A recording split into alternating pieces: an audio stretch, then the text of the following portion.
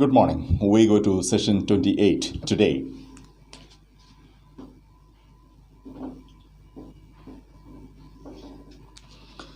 And our topic for the day is the subject of the sentence.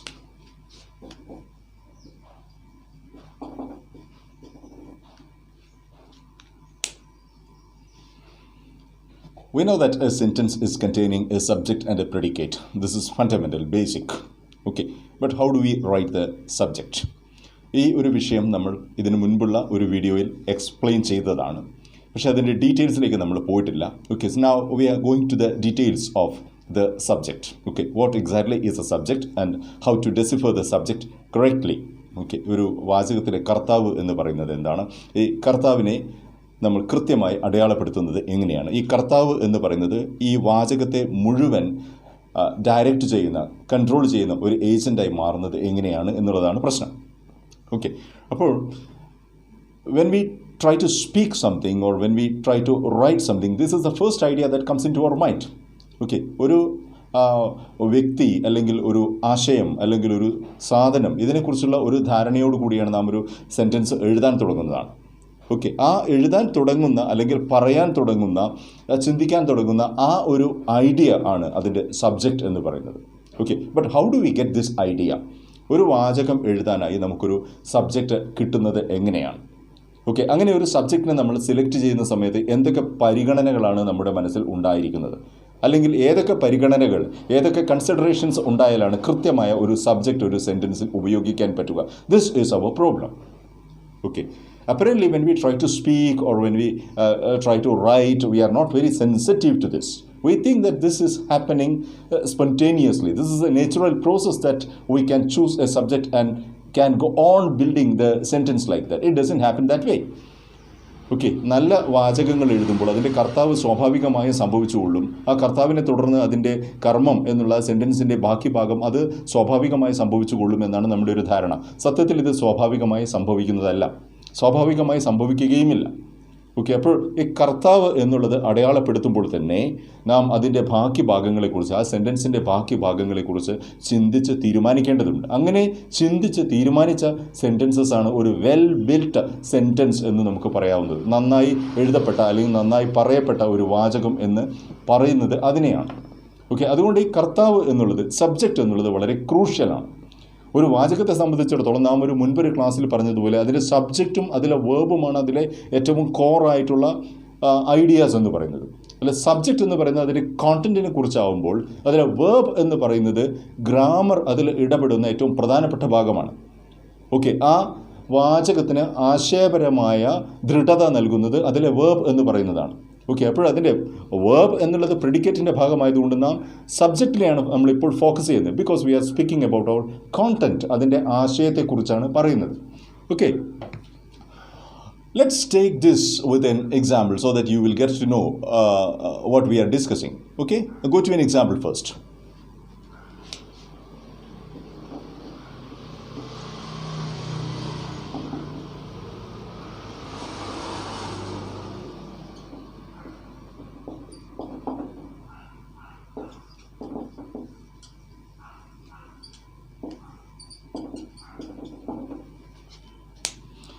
Look at this sentence, and obviously this is very clear that John is a subject here. We are speaking about John. Okay, John likes coffee as it is his energy drink. This is what is written here. John likes coffee as it is his energy drink. ഒറ്റ നോട്ടത്തിൽ ഈ വാചകത്തിനകത്ത് യാതൊരു പ്രയാസങ്ങളുമില്ല, ഒരു സങ്കീർണതയൊന്നുമില്ലാത്ത വളരെ straight ആയിട്ടുള്ള ഒരു വാചകമാണ്. പക്ഷേ if you look deep into that sentence, you can see that so many principles have been at work when we wrote this particular sentence. Okay, വളരെ ലളിതമായി തോന്നുന്ന ഈ വാചകത്തിന് പിന്നിലും ഒരുപാട് നിയമങ്ങൾ പ്രവർത്തിക്കുന്നതായി നമുക്ക് കാണാൻ കഴിയും. ഞാൻ പറയുന്നത് വ്യാകരണപരമായ നിയമങ്ങളെക്കുറിച്ചല്ല, ആശയപരമായ നിയമങ്ങളെക്കുറിച്ചാണ്. Please differentiate between these two. Okay, ഭാഷ ഉപയോഗിക്കുന്ന സമയത്ത് വ്യാകരണപരമായ നിയമങ്ങളും ആശയപരമായ നിയമങ്ങളുമുണ്ട്. ഓക്കെ, ഈ വ്യാകരണപരമായത് എന്ന് പറയുന്നത് അതിൻ്റെ റൂൾസിനെ സംബന്ധിക്കുന്നത്, അതിൻ്റെ തിയറീസിനെ സംബന്ധിക്കുന്നതാണ്. ഓക്കെ, ആശയപരം എന്ന് പറയുന്നത് അതിൻ്റെ അർത്ഥത്തെ സംബന്ധിക്കുന്നതാണ്, അതിൻ്റെ സെമാൻറ്റിക്കൽ ഫ്രെയിംവർക്കിനെ സംബന്ധിക്കുന്നതാണ് ഈ ആശയപരം എന്ന് പറയുന്നത്. ഇതിൻ്റെ രണ്ടിൻ്റെയും ഒരു തുലനാവസ്ഥയാണ്, ഒരു ബാലൻസിംഗ് ആണ് ഒരു സെൻറ്റൻസിനെ ക്രിയേറ്റ് ചെയ്യുന്നതെന്ന് നാം മുൻപ് കണ്ടിട്ടുണ്ട്. Let's come back to this sentence. John likes coffee as it is his energy drink എന്നുള്ളതിൽ we are marking John as an individual. Okay, ഒരു സ്പെസിഫിക് ഇൻഡിവിജ്വൽ എന്നുള്ള രീതിയിൽ നമ്മൾ ജോണിനെ മാർക്ക് ചെയ്തിരിക്കുന്നു. And John is one person.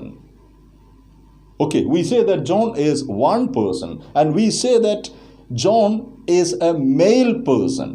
ഒരു പുരുഷനാണ് എന്നുള്ളതും നമ്മൾ പറയുന്നു. Okay, John is one person എന്ന് പറയുന്നു, John is a male person എന്ന് പറയുന്നു, and John is a proper noun എന്ന് നമ്മൾ ധരിക്കുന്നു. ഓക്കെ, ജോൺ എന്നുള്ളത് ഒരു വ്യക്തിയുടെ, ഒരു സവിശേഷ വ്യക്തിയുടെ പേരാണ് എന്നും നാം ധരിക്കുന്നു. And moreover that we assume that John likes coffee always. ജോണിന് എപ്പോഴും കാപ്പി ഇഷ്ടമാണ് എന്നുള്ള ഒരു അർത്ഥം നാം ഇവിടെ ധരിക്കുന്നു. അപ്പോൾ ജോണിനെ സംബന്ധിച്ച ഈ ധാരണകളെല്ലാം മനസ്സിൽ വെച്ചുകൊണ്ടാണ് നാം ഈ സെൻറ്റൻസ് എഴുതുന്നത്. Though we are not really conscious of that, this particular framework is functioning. Okay, this is active in our mind, in our subconscious mind rather. Okay, നമ്മുടെ അബോധത്തിൽ അല്ലെങ്കിൽ നമ്മുടെ ബോധത്തിലല്ല, നമ്മുടെ ഉപബോധത്തിൽ ഈ ഒരു ധാരണ അവിടെ ഉണ്ട് എന്നുള്ളതാണ്. ഓക്കെ, ജോണിനെ കുറിച്ചുള്ള ഈ ധാരണകളിൽ നിന്നാണ് ഈ ഒരു സെൻറ്റൻസ് എഴുതപ്പെട്ടിട്ടുള്ളത്. അത് നമുക്ക് എങ്ങനെ മനസ്സിലാക്കാം? ഈ സെൻറ്റൻസിൽ നിന്നാണ് ഈ ഉപബോധം ഇത് പ്രവർത്തിക്കുന്നുണ്ട് എന്നുള്ളത് നമുക്ക് മനസ്സിലാവുന്നത്. സോ ഈ ജോൺ ലൈക്സ് കോഫി എന്നുള്ള ഈ ലൈക്സ് എന്നുള്ളതിനകത്തുള്ള ഈ ഒരു പ്രസൻറ്റ് ടെൻസ് മാർക്കറിൽ നിന്നും നമുക്കറിയാം നാം ജോണിനെ കുറിച്ച് ഒരു സിംഗുലർ പേഴ്സൺ ആണ് എന്നുള്ളതും അത് ഒരു he has a capacity to like something, എന്തോ ഇഷ്ടപ്പെടാൻ കഴിവുള്ള ഒരു സിംഗുലർ പേഴ്സൺ ആണ് എന്നും നാം മനസ്സിലാക്കിയിട്ടുണ്ട് എന്ന് ഈ ജോൺ ലൈക്സ് എന്നുള്ളതിൽ നിന്നും വ്യക്തമാണ്. Let's go. Likes coffee as it is his energy drink. ജോണിൻ്റെ മസ്കുലിനിറ്റി എന്ന് പറയുന്ന കാര്യം ഹിസ് എന്നുള്ള ഈ പ്രോനൗണിൽ നിന്നും നാം മനസ്സിലാക്കിയിട്ടുണ്ട്.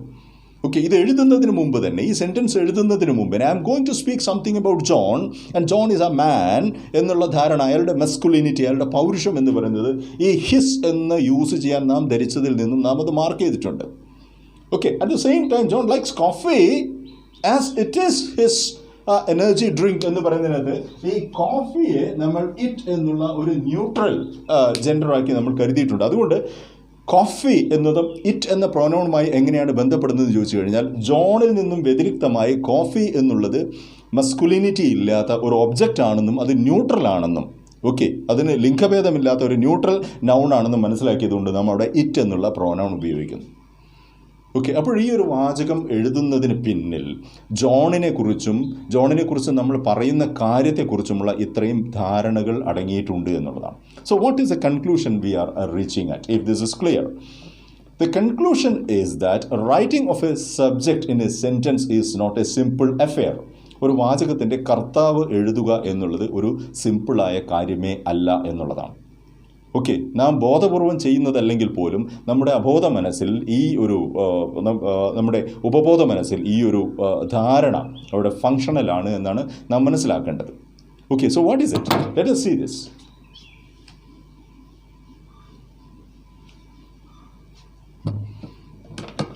When we write a subject of a sentence, okay, all these things are active, or all these notions are active എന്നാണ്. ഓക്കെ, ഒന്ന് അതിൻ്റെ number. Are we speaking about one particular person or one particular object? ഒരു വസ്തുവിനെ കുറിച്ചോ ഒരാളെ കുറിച്ചാണോ പറയുന്നത്, അതോ ഒന്നിലേറെ ആളുകളെ കുറിച്ചോ ഒന്നിലേറെ വസ്തുക്കളെ കുറിച്ചാണോ പറയുന്നത് എന്നൊരു ബോധം നമ്മുടെ മനസ്സിലുണ്ട്. റൈറ്റ്, ഇനി ആ പറയുന്ന സബ്ജക്റ്റ് മസ്കുലിൻ ആണോ അതോ ഫെമിനൈൻ ആണോ അതോ ന്യൂട്രൽ ആണോ എന്നുള്ള ഒരു ബോധവും നമ്മുടെ മനസ്സിലുണ്ട്. മസ്കുലിനിറ്റി, അതിൻ്റെ ലിംഗഭേദം, പറയുന്ന സാധനം കർത്താവിൻ്റെ ലിംഗഭേദം, അതിൻ്റെ മസ്കുലിനിറ്റി അല്ലെങ്കിൽ അത് ഫെമിനിനിറ്റി അല്ലെങ്കിൽ അതിൻ്റെ ന്യൂട്രാലിറ്റി. നമ്മൾ നേരത്തെ കണ്ട കോഫി ന്യൂട്രൽ ആയിരിക്കുന്ന പോലെ, it's not male, it's not female, it's neutral. Okay, നമ്മൾ അതിനൊരു ജെൻഡർ നമ്മൾ ആരോപിക്കുന്നില്ല, അതുകൊണ്ട് ഇറ്റ്സ് ന്യൂട്രൽ. അപ്പോൾ ഈ ഒരു കാര്യം അതിനകത്ത് വരുന്നുണ്ട്. Whether the subject is proper or common എന്ന് വരുന്നത്, നാം ഏത് സബ്ജക്റ്റിനെ കുറിച്ചാണോ സംസാരിക്കുന്നത് ആ പറയുന്ന കർത്താവ് അതൊരു ഒരു തനിമയുള്ള ഒരു സാധനമാണോ, അതിന് പ്രോപ്പറായിട്ടുള്ള അതിന് മാത്രമായിട്ടുള്ളതാണോ, അതോ കോമൺ ആയിട്ടുള്ളതാണോ, പൊതുവായിട്ടുള്ള ഒരു സബ്ജക്റ്റിനെ കുറിച്ചാണോ സംസാരിക്കുന്നത് എന്നുള്ളൊരു കാര്യം. അതുപോലെ തന്നെ പ്രധാനമാണ് whether V are speaking something that is concrete or something that is abstract.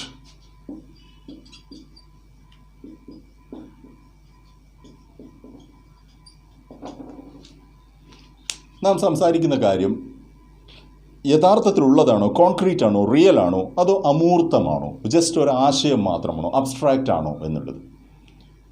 Okay, ഇപ്പോൾ നമ്മുടെ ഒരു if you are speaking about a person, we are speaking about somebody who is concrete. If you are speaking about an object, you are speaking something about concrete, real ആയിട്ടുള്ളതാണ്, ഈ ഉള്ള ഒരു കാര്യത്തിനെ കുറിച്ചാണ്. അതേസമയം നിങ്ങളൊരു വികാരത്തെക്കുറിച്ചോ ഒരു അനുഭൂതിയെക്കുറിച്ചോ ഒക്കെയാണ് സംസാരിക്കുന്നത്. Say you are speaking about fear, you are speaking about hunger. ഈ വികാരങ്ങളും ഈ അനുഭൂതികളും ഒക്കെ അബ്സ്ട്രാക്റ്റ് ആണ്, അമൂർത്തമാണ്. ഓക്കെ, അപ്പോൾ I'm not speaking about the nouns that are coming as subjects in a sentence, I'm speaking about subject itself. Okay, ഇത് ഗ്രാമറിൻ്റെ ധാരണകളുമായിട്ട് നിങ്ങൾ കൂട്ടി വായിക്കരുത്. നാം ഇപ്പോൾ സംസാരിക്കുന്നത് ഒരു വാചകത്തിലെ കർത്താവ് എന്ന് പറയുന്നതിനെ കുറിച്ച് തന്നെയാണ്, അല്ലാതെ കർത്താവായി വരുന്ന നൗണിനെ കുറിച്ചല്ല. അതല്ല എന്ന് പ്രത്യേകം പറയാൻ കാരണം, കർത്താവായിട്ട് ഒരു വാചകത്തിൻ്റെ കർത്താവായിട്ട് നൗൺ അല്ലാതെ എല്ലാ എലിമെൻസും വരാം, മറ്റെല്ലാ എലിമെൻസും വരാം എന്നുള്ളത്. We are going to see that later. Okay, ഇവിടുത്തെ പ്രശ്നം, unless we are sure about all these attributes of the subject, we cannot mark the subject. ഇത് കൃത്യമായിട്ട് മനസ്സിലാക്കുക. ഒരു കർത്താവ് എന്ന് പറയുന്നതിൻ്റെ ഇത്തരത്തിലുള്ള എല്ലാ ആട്രിബ്യൂട്ട്സും, ഇത്തരത്തിലുള്ള എല്ലാ ഗുണവിശേഷങ്ങളും സവിശേഷതകളും നാം മനസ്സിലാക്കിയിട്ടില്ലെങ്കിൽ ആ ഒരു കർത്താവിനെ കൃത്യമായി നമുക്ക് സെൻറ്റൻസിൽ മാർക്ക് ചെയ്യാൻ പറ്റുകയില്ല. ഒരു കർത്താവിനെ കൃത്യമായൊരു സെൻറ്റൻസിൽ മാർക്ക് ചെയ്തില്ലെങ്കിൽ, if the subject is not properly marked in a sentence, that sentence is likely to be defective, okay, to be confusing, to be meaningless. അപ്പോൾ ഒരു വാചകത്തിൻ്റെ തുടക്കത്തിലുള്ള അതൊരു കർത്താവ് എന്ന് പറയുന്ന സാധനം, അല്ലെങ്കിൽ ഒരു വാചകത്തിനെ ഗൈഡ് ചെയ്യുന്ന കർത്താവ് എന്ന് പറയുന്ന സബ്ജക്റ്റ് എന്ന് പറയുന്ന യൂണിറ്റ് കൃത്യമല്ലെങ്കിൽ, ആ കർത്താവിനെ കുറിച്ചുള്ള നമ്മുടെ ധാരണ കൃത്യമല്ലെങ്കിൽ, അതിനെ തുടർന്ന് വരുന്ന പ്രെഡിക്കേറ്റ് ആശയക്കുഴപ്പമുണ്ടാക്കാൻ സാധ്യതയുണ്ട്, ആ സെൻറ്റൻസ് തകരാൻ സാധ്യതയുണ്ട് എന്നാണ് അർത്ഥം. Okay, so how do we make sure that we R sure about the subject? ഇവിടെയാണ് നാം ഈ ഗ്രാമറിനപ്പുറത്തുള്ള, ഭാഷ എന്ന് വിവക്ഷിക്കുന്ന കാര്യത്തിന് അപ്പുറത്തുള്ള സാമൂഹികമായ എലിമെൻസിലേക്ക് പോകുന്നത്. സാധാരണ ഇംഗ്ലീഷ് സംസാരിക്കാൻ അല്ലെങ്കിൽ ഇംഗ്ലീഷ് എഴുതാൻ മടിയുള്ള അല്ലെങ്കിൽ പ്രയാസമുണ്ട് എന്ന് പറയുന്ന ആളുകളിൽ പൊതുവെ കാണുന്ന ഒരു പ്രകൃതം ജീവിതത്തിനോടുള്ള, ജീവിതാനുഭവങ്ങളോടുള്ള, സമൂഹത്തിനോടുള്ള, ചുറ്റുപാടുകളോടുള്ള ഒരു വിമുഖതയാണ്. അവർക്ക് ജീവിതത്തിൽ ഇടപഴകാനുള്ള ആ ഒരു വിമുഖതയാണ്, ആ ഒരു മടിയാണ് ഭാഷ ഉപയോഗിക്കുന്നതിൽ അവർക്കുള്ള പ്രയാസമായി പുറത്തേക്ക് വരുന്നത്. ഇത് നമുക്ക് അംഗീകരിക്കാൻ പ്രയാസം തോന്നുമായിരിക്കും. നാം കരുതുന്നുണ്ടാവും മലയാളത്തിൽ നമ്മൾ വളരെ സുഗമമായി ആശയവിനിമയം നടത്തുന്നു, ഇംഗ്ലീഷിലാവുമ്പോഴാണ് അത് വാക്കുകളുടെ പ്രശ്നം കൊണ്ടാണ് അല്ലെങ്കിൽ വ്യാകരണത്തിൻ്റെ പ്രശ്നം കൊണ്ടാണ് ഈ ഒരു നമ്മുടെ വാചക നിർമ്മിതി അല്ലെങ്കിൽ സെൻറ്റൻസ് കൺസ്ട്രക്ഷൻ എന്ന് പറയുന്നത്, സംസാരം എന്ന് പറയുന്നത് ഡിഫിക്കൽട്ട് ആവുന്നത്. Right? In fact it is other way round. Okay, ജീവിതത്തിലുള്ള താല്പര്യം എന്ന് പറയുന്നത്, ജീവിതത്തിലുള്ള ആഴത്തിലുള്ള ഇൻട്രസ്റ്റ് എന്ന് പറയുന്നത് നമുക്ക് പറയാനുള്ള വിഷയങ്ങളെ സൃഷ്ടിക്കുന്നു, നമ്മുടെ സബ്ജക്ട്സിനെ കൂടുതൽ സ്പെസിഫിക് ആക്കി മാറ്റി തരുന്നു എന്നുള്ളതാണ്. We shall see how this is working. അത് ഒരു എക്സാമ്പിൾ കണ്ടാലേ നമുക്കത് ക്ലിയർ ആവുകയുള്ളൂ. How is A passion for life, how is A passion, how is a deep interest for life and living, guiding, motivating, our ventures in language. നമ്മുടെ ഭാഷാ സംരംഭങ്ങളെ നമ്മുടെ ജീവിതത്തിലുള്ള നമ്മുടെ അഭിരുചി എങ്ങനെയാണ് സ്വാധീനിക്കുന്നത് എന്നുള്ളത് നമുക്ക് നോക്കാം. Let us see another example.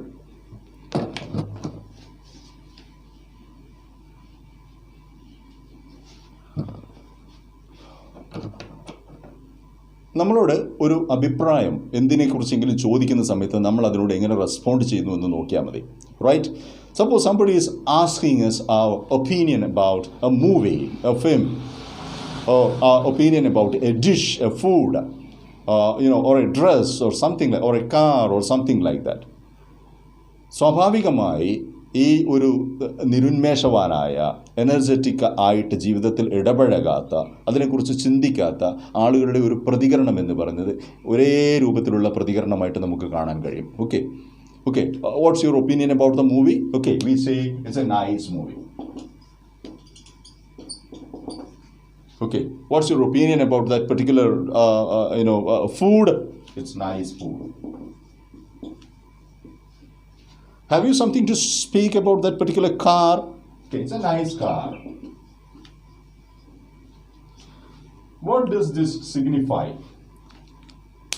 ഇത് ഒരു ഭാഷാപരമായ ഒരു സവിശേഷതയാണ് ഇത് കാണിക്കുന്നത്. Okay, every object that this person is speaking about is getting the same adjective here.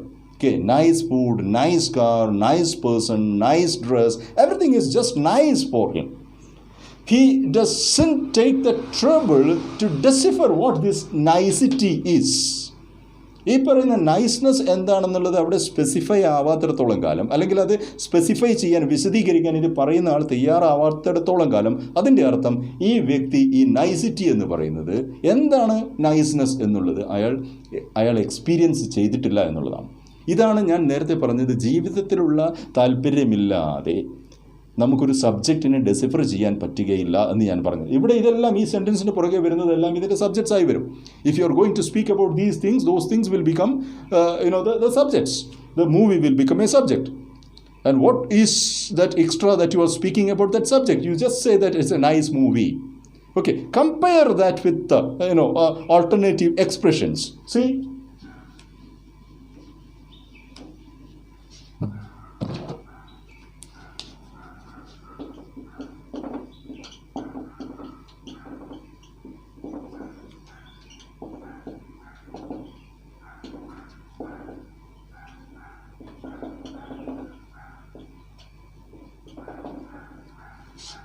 Oh, all right.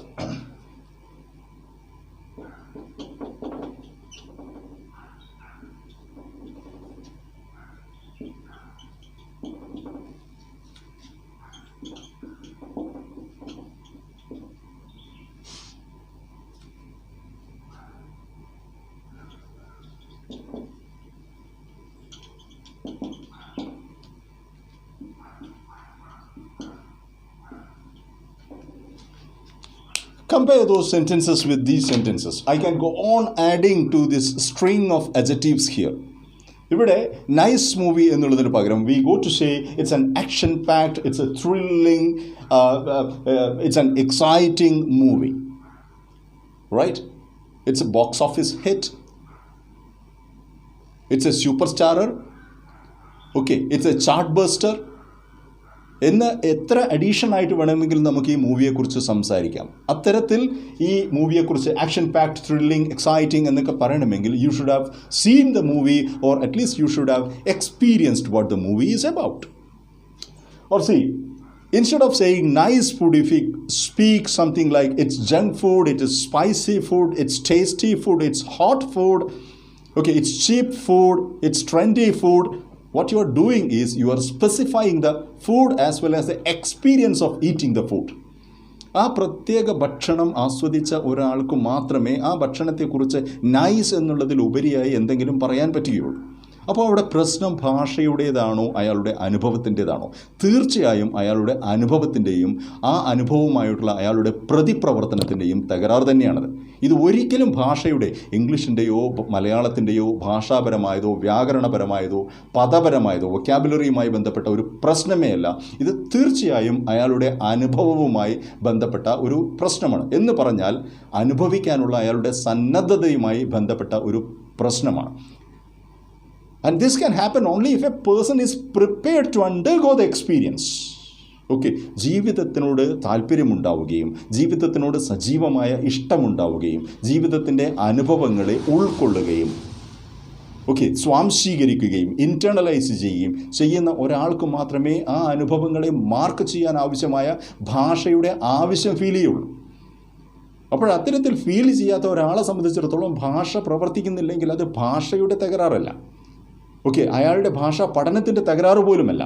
അപ്പോൾ അതുകൊണ്ടാണ് കൃത്രിമമായി ഭാഷ പഠിക്കാനുള്ള നമ്മുടെ എല്ലാ ശ്രമങ്ങളും പരാജയപ്പെടാൻ കാരണം പഠിക്കുന്നത് നമ്മളാണ് എന്നുള്ളത് കൊണ്ടാണ്. അപ്പോൾ നമ്മുടെ വ്യക്തിത്വത്തെ, നമ്മുടെ ആന്തരിക വ്യക്തിത്വത്തെ ആകെ മാറ്റി തീർക്കുകയും ഭാഷ പ്രവർത്തിക്കുന്ന ജീവിത മണ്ഡലത്തിൽ ഇടപഴകാനായി നാം തയ്യാറാവുകയും ചെയ്യുമ്പോഴാണ് നാം സന്നദ്ധനാവുകയും ചെയ്യുമ്പോഴാണ് ഭാഷ നമ്മുടെ ഉള്ളിൽ ഒരു ആക്റ്റീവ് പ്രിൻസിപ്പിളായി മാറുന്നത്. ഓക്കെ, അതൊരു ലേറ്റൻറ്റ് പ്രിൻസിപ്പിൾ അല്ലാതെ ഒരു ആക്റ്റീവ് പ്രിൻസിപ്പിളായി മാറുന്നത്, ഒരു സജീവ സാന്നിധ്യമായി മാറുന്നത് നാം ആ ഭാഷ ഉൾക്കൊള്ളുന്ന ജീവിതത്തെ ഉൾക്കൊള്ളുമ്പോഴാണ്. Let's look at the next one. We are speaking about a car. It's a trendy car, it's a new car, it's an expensive car, it's a foreign car, it's a fast car. You can go on saying so many things about the car only when you have experienced the car. Okay, so necessarily you are feeling that you have so many things to speak about the car, you have things to speak about the driving of the car. You have things to speak about the marketing of the car, so many things of the car. Okay, how this particular car has been a positive attribute, a positive addition into your own life എന്ന് പറയാനുണ്ടാവുന്നത് ആ കാറിനെ നിങ്ങൾ വിലമതിക്കുമ്പോഴാണ്. Right? അപ്പോൾ നമ്മുടെ ഒരു conclusion എന്താണെന്ന് വെച്ചിട്ടുണ്ടെങ്കിൽ, ഈ ഒരു കാര്യത്തിൽ നിന്ന് നമ്മുടെ ഒരു കൺക്ലൂഷൻ എന്താണെന്ന് വെച്ചിട്ടുണ്ടെങ്കിൽ, when we start to write a sentence, it is mandatory for us to think about the subject part of the sentence. അതിൻ്റെ കർത്താവിനെക്കുറിച്ച് കൃത്യമായി ചിന്തിക്കുക എന്നുള്ളതാണ്. അങ്ങനെ അതിന് കർത്താവിനെക്കുറിച്ച് കൃത്യമായി ചിന്തിക്കുക എന്നുള്ളതുകൊണ്ട് നാം അർത്ഥമാക്കുന്നത് ആ കർത്താവിൻ്റെ ക്വാളിറ്റി, അതിൻ്റെ എല്ലാ തരത്തിലുമുള്ള ക്വാളിറ്റി, അതിൻ്റെ സത്താപരമായിട്ടുള്ള ക്വാളിറ്റി, അതിൻ്റെ ഗുണപരമായിട്ടുള്ള ക്വാളിറ്റി, അതിൻ്റെ പൊസിഷനുമായിട്ട് ബന്ധപ്പെട്ട ക്വാളിറ്റി, ഇങ്ങനെ അതിൻ്റെ എല്ലാ തരത്തിലുമുള്ള ക്വാളിറ്റിയെക്കുറിച്ച് കൃത്യമായി മനസ്സിലാക്കി മാത്രം ആ സബ്ജക്റ്റ് ഉപയോഗിക്കുക എന്നുള്ളതാണ്. നാം ആദ്യത്തെ സെൻറ്റൻസിൽ കണ്ടതുപോലെ ആ സബ്ജക്റ്റ് ഉപയോഗിച്ചതിന് ശേഷം പുറകെ വരുന്ന പ്രെഡിക്കേറ്റിലെ മുഴുവൻ ഗ്രമാറ്റിക്കൽ എലിമെൻസിനെയും മാനേജ് ചെയ്യുന്നതും കൺട്രോൾ ചെയ്യുന്നതും ആ സബ്ജക്റ്റാണ്. അതുകൊണ്ട് unless we have thought seriously and strictly about the quality and the structure of the subject, we are likely to go defective on the rest part of the sentence. ആ സെൻറ്റൻസിൻ്റെ ബാക്കി ഭാഗത്ത് നമുക്ക് പിഴവുകൾ വരാൻ സാധ്യതയുണ്ട്. Okay, see you again in the next class. Bye.